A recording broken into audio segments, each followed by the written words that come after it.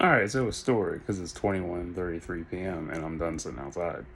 So, this one's called My Beautiful Magnus. I wrote this from a woman's point of view. And for those of you that are watching, like, you can't do that shit, listen and watch. So, I didn't know this was 14 years old, but here we go. So long ago, before I can remember, I knew nothing but dismal existence. Practicing black arts from the storage room in my lovely pastel blue Victorian home on the corner of Monroe and 34th. Sexual sacrifice from virgins first time always made my skin tingle no matter the season. My favorite pastime, sauntering myself before any random male counterpart, while my second favorite song, I Need a Doctor by Dr. Dre featuring Eminem and Skylar Grey, sailed about the storage room.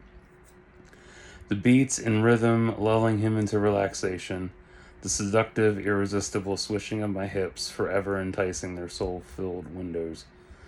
Entertaining and sleeping with whom I chose is how I lived on a regular basis. On the other side of the coin, I worked at a small CBGB strip club where all the elements could be found. My stage name was Fantasy of Dio, and my song on stage was For Whom the Bell Tolls by Metallica. No one could take their eyes off me, every inch and curve of my 5'11 figure swaying and sliding all over the pole. Mane of magic black, colored hair bullwhipping left, right, side to side, and front to back, matching the tempo of my dance. Built like a barb maiden at an imposing 180, coated in Pantera's far beyond driven shirt, with the variant cover that had a drill coming out of an asshole, I felt marvelous. I love that album cover too, it's funny. I wore the shirt backwards with the three knots over my chest, breast, and stomach. I didn't mind untying the knots, it was just a pain to having retie it up again. See, this is what made the guys go crazy in the crowd, the way I dressed. Like one time, I wore a white shirt that I literally butchered up, but I weaved all back together into one single knot, but its appearance was hundreds of knots. The guys were on the edge of their seat of a knife, and I was on the other side of that knife to balance them out. Despite all the knots on display, only one would unravel the tapestry. And once I leaned down, taking the string between my teeth, pulling upward, and winked as my top unraveled, pulling at my feet. Never in my whole time there have I ever gotten such a thunderous applause. It wasn't until one Tuesday night that he came into my life. So tall and brooding with chiseled features, I could not resist. He offered a large sum for a private dance at his estate out in the sticks. I took his offer and entertained him with my most seductive dance ever. I adorned my long flow silk black sequin dress that simply swished with my every step across the smooth, cold wooden floor. He sat there lazily holding a wine glass, slowly swirling it counterclockwise. Those piercing, warm magenta eyes of his threw me off at first, but I adjusted, turning my back to compose myself as I unzipped my dress slowly, playfully licking the left corner of my mouth. Angels by within temptation softly coaxed into existence as I felt his hands upon my shoulders. Such a lovely wicking you are, he spoke gently with a hint of his full deep voice. That voice sent shivers through my body as he began sliding one strap down across my bare left shoulder. You're such a gentleman, how did you know? You're not the only one who can mesmerize a crowd of testosterone-raged men. Ah, then you should see me work the female persuasion, and we both chuckled. His right hand brushed my hair from top to mid-back, and I shivered in his delighted exploration. My silver blue eyes fluttered as I tucked my hair behind my left ear, then looking at the strand and seeing metallic purple, I wheeled upon him. Why did you change my hair? Because it suits you better. Do you not like it? If not, I can change it back if you wish. I hesitated not just from the fact of my new hair color, but because he was so genuine about it. Genuine in asking if I cared, because normally the average guy wants a certain thing during a dance. Control freak tells you how to dance, what to wear, criticizes, then pays without tip. I have stories on that shit. He wasn't the type, and for that I was grateful, but still. You're not gonna rape me or something, are you? No, Wiccan child, but if I was to ask you to lay with me, would your response be negative or positive? Now I was really taken aback as I took one step back, sliding my strap over my shoulder, taking him in feet to head, confused at his proposal. Are you a virgin warlock or something? No, no, he chuckled, then continued, rest assured, dear child, if I wanted to, you would have been under my spell as soon as you stepped across the threshold of my home. So you want me to bewitch you instead. My time is short on this Mecca, and I wish to indulge in one last hoorah to say. I narrowed my eyes at him, wanting to kick his balls in and walk away. No, I did not mean to imply your hoorah. I am old-fashioned, and I still cannot get it right. I cocked my head, forming a forgiving smile towards him because everyone fucks up at introductions at some point. It's okay. I'm grateful you chose me. But tell me, what has you sick? It's called old age, dear darling Wiccan. You can call me Sarah. What's your name? I said, imposing that he drop the Wiccan nickname. Ah, well, it's a good thing I didn't call you by your stage name. Wouldn't want to say it in ecstasy. He smirked within his smoldering. I blushed slightly, biting my lower lips, shaking my head. To this day, I still can't figure out what drew me to lay with him, but I did. Beauty and the Beast by Angela Lansbury played, and he chuckled.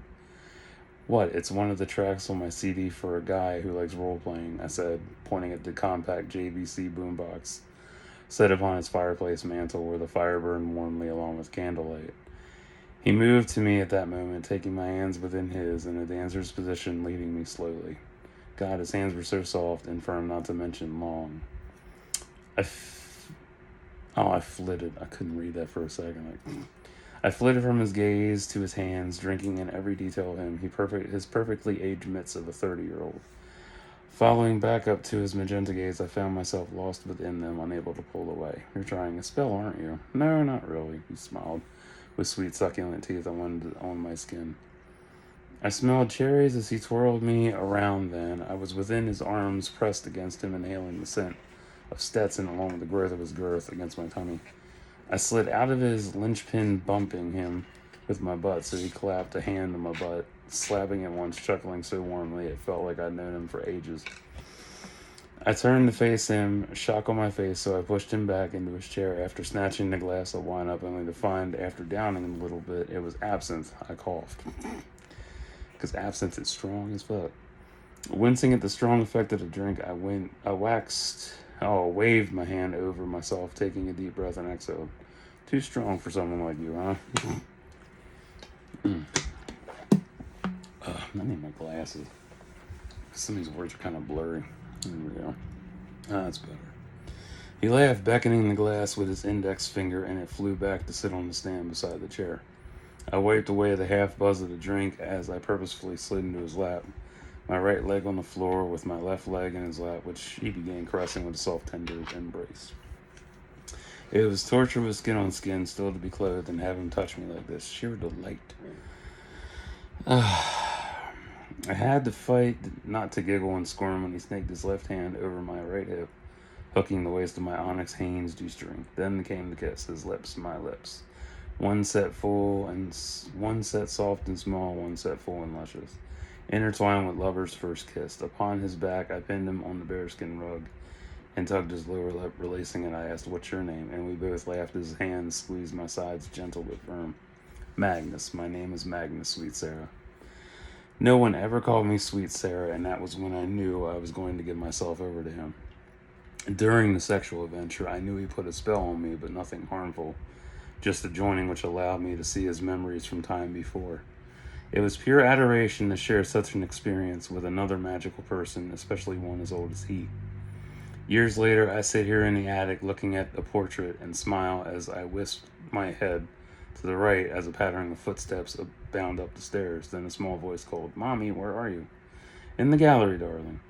I smiled, smoothing my Easter purple gown as he peeked in the doorway and grinned brightly as I turned, arms outstretched towards him. "Oof, my, you're getting big and strong," I remarked, scooting him against my breast as he became transfixed by the portal in front of him. "Who's that woman? Is that you, Mommy?" he asked. My sweet Connor Jr., the blessing behind Magnus's disguise 9 months after our first night together. He had blonde, short-cropped hair with a black streak running from the right side of his head to the back of his left-hand side, just like his father. "Yes, darling, that is Mommy a long time ago," I answered, stroking his head thoughtfully. "Was it before Daddy died?" "Yes, Connor, it was," I responded, sniffing softly. The portrait was of me standing on a cliff with a trio of ravens flocking away while the moon shone brightly across a purple sky, and I was pregnant with Connor at the time, so I held my stomach on either side, smiling. "Would you like to hear a story?" "Yes, I would. I love stories." Well, then I shall tell you how me and your father met. I looked down into his lavender eyes, which were big, bright, and so full of life, with just a hint of Magnus in them. Once upon a time. Yeah. Damn, that's a long one. I don't think I'm going to read that Tuesday. But yeah, I loved it. I did not know I wrote I knew that was 14 years old. Shit. Oh, man. Wow. I forgot how good it was. This got an honorable mention. I thought it got a silver trophy back then, but no. Honorable mention. So I'll read some more. Stay tuned.